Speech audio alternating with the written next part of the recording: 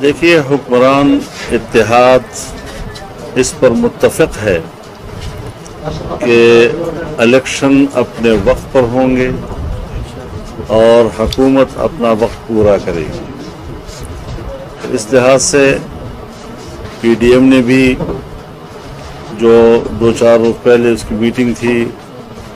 उसमें भी मुत्तफ़िक़ा तौर पर फैसला किया गया और हुक्मरान जमात जिसमें PDM से बाहर की जमातें भी शामिल हैं उनका भी मुत्तफ़िक़ा फैसला यही।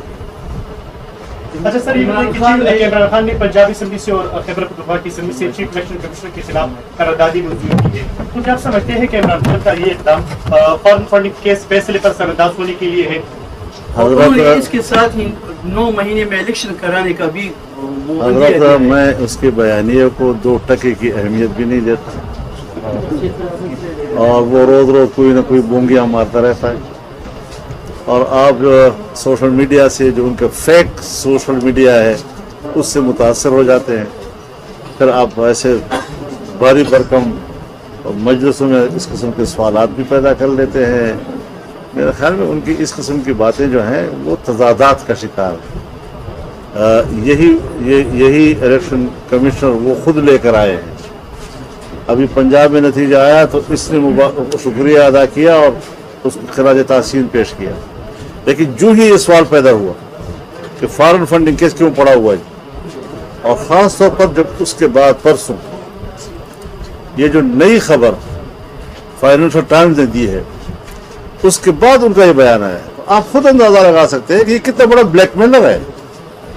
ये इदारों को ब्लैकमेल कर रहा है, इख्तिलाफ नहीं कर रहा उनसे, इख्तिलाफ का कोई नुक्ता ही उसके पास नहीं है। तो जो असल बुराई है जिसको जड़ से उखाड़ कर बाहर फेंकना चाहिए, वो असल बुराई तो खुद वो और उसकी पार्टी, वो किस तरह दूसरों को बुराई कह सकता है? हाँ, हो सकता है लेकिन छोटी बुराइयां, तो फिर बड़ी बुराई को तो दूर करना पड़ता है। अच्छा सर, हुकूमत की जानिब से chief justice of supreme court के खिलाफ बयान दिए जा रहे हैं, तो क्या आप नहीं समझते कि उनका चीफ जस्टिस के खिलाफ बयान देना ये सुप्रीम कोर्ट की भी तोक़ीरी है? नहीं, सुप्रीम कोर्ट के फैसलों पर तबसरा किया जा सकता है, ये खुद सुप्रीम कोर्ट के अपने फैसले हैं। लिहाजा कौम का हर आदमी उनके फैसले पर तबसरा कर सकता है, उसको पसंद कर सकता है, उसको नापसंद कर सकता है, उसको अच्छा कह सकता है, उसको गलत कह सकता है। तो ये चीज़ जो है इस वक्त उनको भी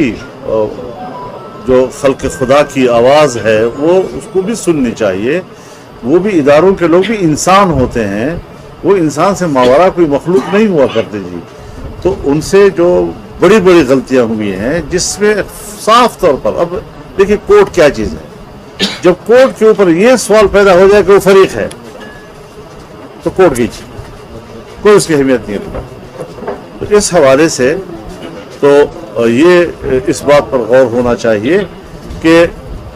एक दिन आप कहते हैं कि मैं फुल कोर्ट नहीं बुलाता इसलिए कि जज छुट्टी पे हैं, दूसरे दिन आप जजों के इंतखाब के लिए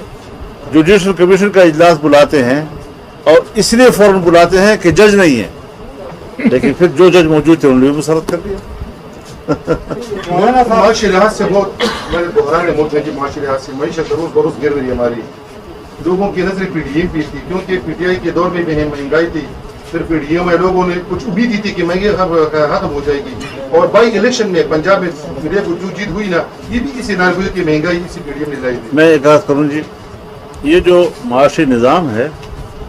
ये ऐसा नहीं कि आपने इस मेज़ को उठा के बाहर फेंक दिया और दूसरे को यहाँ हरा के बिठा दिया। ये आपको एक तसलसल के साथ 4 साल की या 3.5 साल की वो तबाहियाँ कि जो माशी लिहाज से इस मुल्क में बाकायदा एक एजेंडे और मनसूबाबंदी के तहत लाई गई और बाकायदा एक बैनुल-अक़वामी नेटवर्क उसके पीछे कार फरमा था कि किस तरह मुल्क की मईशत को बिठाया जाए, किस तरह CPEC को तबाह किया जाए, किस तरह हमारे गवादर के बंदरगाह को जो है तो उसकी जो बैनुल-अक़वामी अहमियत है वो ख़त्म कर दी जाए, और उस पर वो कामयाब रहा। एक चीज़ रह गई थी, स्टेट का टूट जाना,